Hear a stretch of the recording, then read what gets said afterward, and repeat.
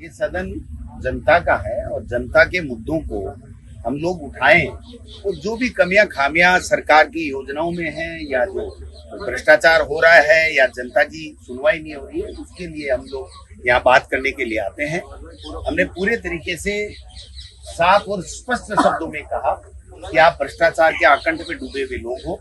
यहाँ पर राजस्थान में गुजराती मॉडल चल रहा है, चाहे बजरी का ठेका हो गुजरात को, चाहे रिन्यूएबल एनर्जी का ठेका हो गुजरात को, चाहे पावर का ठेका हो, कोयला से बिजली बनाने का प्रोजेक्ट की बात हो, तो गुजरात के लोगों को पूरी तरीके से पर्ची से बने हुए मुख्यमंत्री जी पर्ची से काम करते हैं।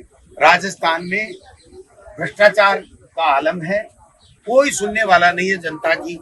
आप देखिए, शिक्षा मंत्री जी ने बच्चों की परवाह नहीं की और 12,000 से अधिक ट्रांसफर कर दिए, जबकि 1 महीने के अंदर परीक्षाएं हैं। पूरे के पूरे टेंडरों में घोटाले हो रहे हैं। मंत्री खुद टेंडरों की फाइल मंगाता है, जबकि कभी भी कोई भी मंत्री नियम नहीं है कि वो टेंडर की फाइल मंगाए और टेंडर में हस्तक्षेप करे। ये मंत्री का काम नहीं होता है। और 3-3, 4-4 लाख रुपए लग करके प्रशासनिक ट्रांसफर किए गए हैं। आज पूरा का पूरा जो है वो भ्रष्टाचार में लिप्त है।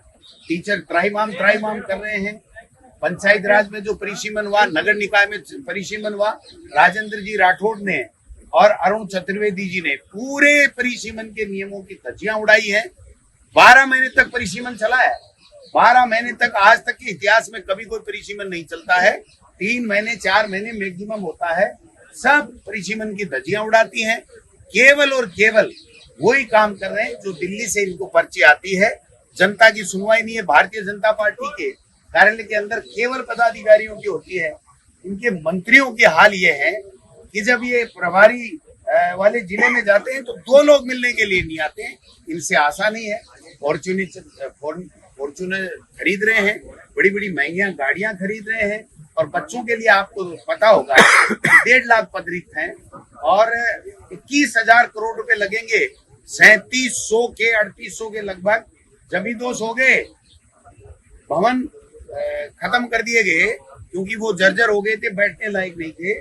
40,000 44,000 बच्चों के लिए टॉयलेट की व्यवस्था है नहीं हो पाई है और 80,000 88,000 के लगभग रूम्स हैं, उनकी कमी है।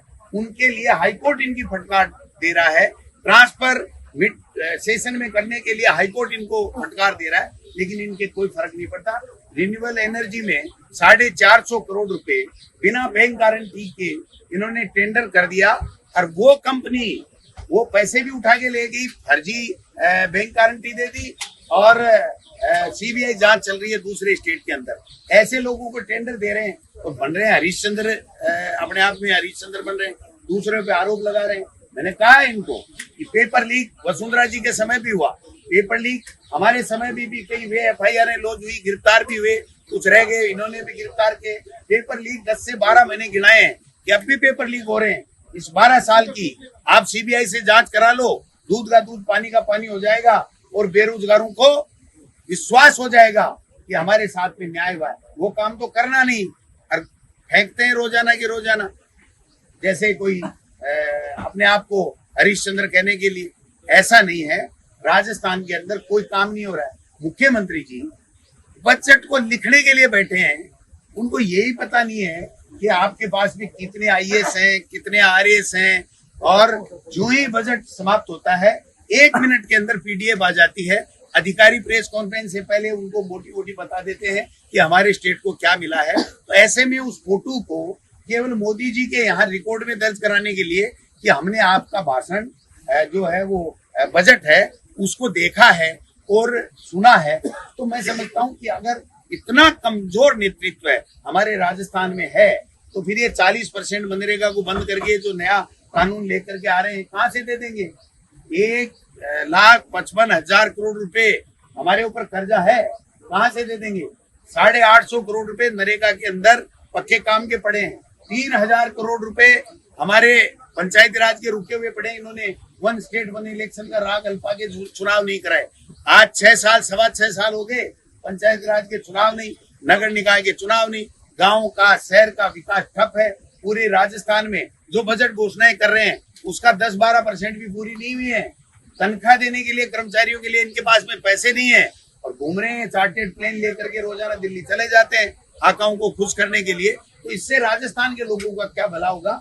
राजस्थान के लोगों के आंखों में आंसू है, उनके पास में पता नहीं है कि हमारी समस्याओं के समाधान का अंतिम पड़ाव कौन सा है।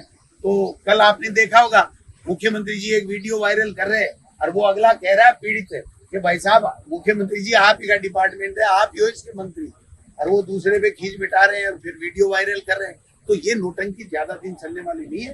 अब राजस्थान की जनता को समझ में आ गया है कि ये झूठे लोग हैं, असक्षम लोग हैं, ये केवल गुजरात मॉडल पे काम कर रहे हैं कि गुजरात के लोग आए और राजस्थान से को लूट के ले जाए। मैं समझता हूँ इसका हम लोग आपके राज्य की खबरें, आपके शहर की खबरें सबसे पहले जानने के लिए देखते रहें अमर उजाला।